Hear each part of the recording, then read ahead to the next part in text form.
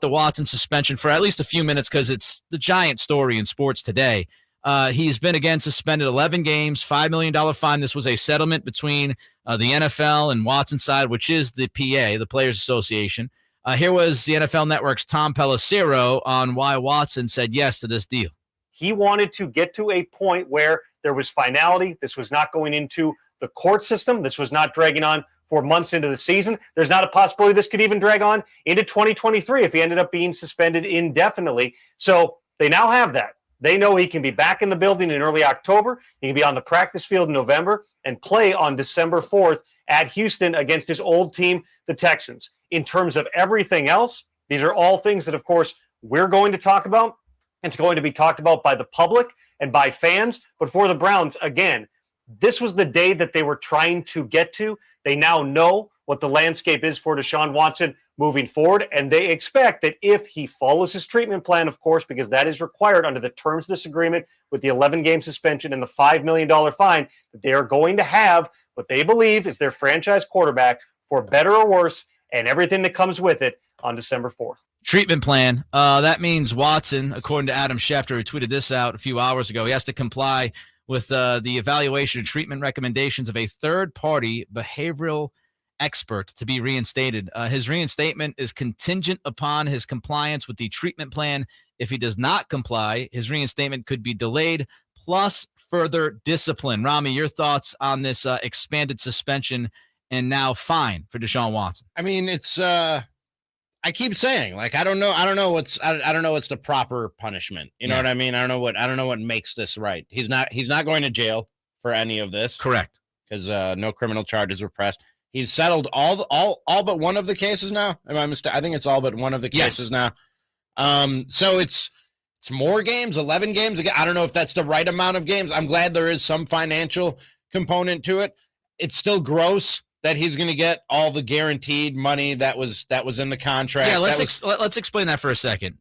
Some more specifics. If he got suspended for 12 games, he wouldn't have been able to toll a full NFL season. So because it's 11 games, he tolls this season, which is his $1 million base, which means he gets his $46 million or whatever next year. Right, exactly. So that's still a little gross because that contract was basically signed because they knew he was a sex offender. He was a sexual predator. You know what I mean? That's the only reason, allegedly, a sexual predator. It's like he got a parachute for what he did to land softly from all this financially, regardless of what suspension came down, as long as it wasn't 12 games or more. Most importantly, the counseling part of it. I know a lot of people look at that and they roll their eyes and go, mandated counseling, blah, blah, blah. I don't know if Deshaun Watson would have gone and gotten the counseling on his own had they not mandated it, but I don't think in cases like this, just throwing a guy under a prison somewhere, casting him off from society is the best thing to do. And most experts say that rehabilitating these people who do these types of things is the best thing for everybody involved. So I'm glad that's a component to it. I'm glad there's a financial component to it. It's more games. It's still just gross that he's getting that big guaranteed contract. I think we'd all agree, or at least I would hope we'd all agree, that no suspension in this situation was going to feel just.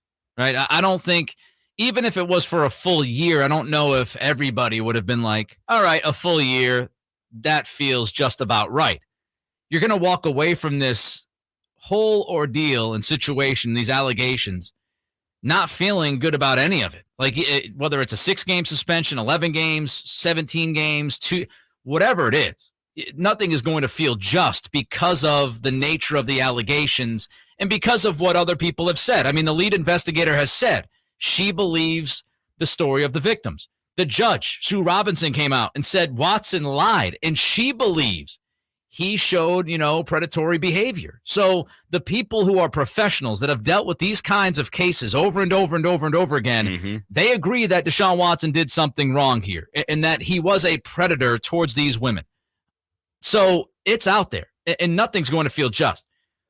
The other thing I think of is the power of the Players Association. Like I see people, and they keep doing this. Can you stop doing this? Can you stop tweeting out suspensions of other players for other violations? We went through this a couple of weeks ago when the first suspension was levied. The other suspensions have nothing to do with it. It's apples and oranges in a number of different ways. Yes, what Deshaun Watson did is horrendous. It's awful. Can't say enough bad words about it. But as we talked about a few weeks ago, there was nothing specific in the conduct policy that allowed the NFL or Judge Sue Robinson to say, hey, man, you're banished for a year. So there was language in leeway for those other things.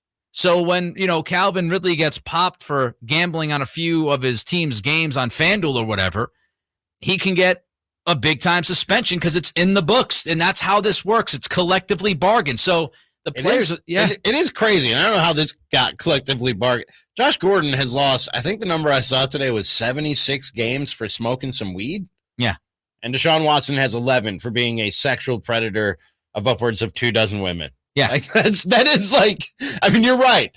Like those two, that doesn't set precedence. Like Josh Gordon and his weed stuff doesn't set precedence for Deshaun Watson by any means, but that is wild, man. Like that is not balancing the scales of justice when you look at those two suspensions. And people, I know some out there, and I know Tony Busby, the lawyer of all 24 women who have accused Deshaun Watson of this just awful behavior. I know Busby was like, this says a lot about Roger Goodell. He's a paper tiger, blah, blah, blah, blah, blah. Look, Roger Goodell works for the owners. The point is the NFL, and I said this going back weeks ago, they're not going to want to go to court with the NFLPA. It's going to get messy. It's going to get ugly. It's going to impact the next CBA.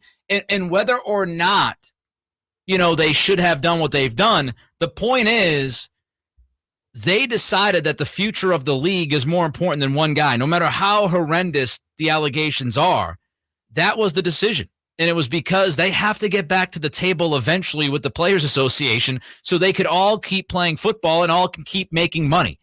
That's what it was all about. So stop with the other suspensions. And I only hope that the vitriol that we saw during that first preseason game towards Watson continues when he gets back, and I think it is going to continue. Do you want to tell the people what they were chanting? I don't think we can. I don't want to get fired today. 916-339-1140 is the text line. Phone number is 1-800-920-1140. Not today, maybe tomorrow. Sactown Sports.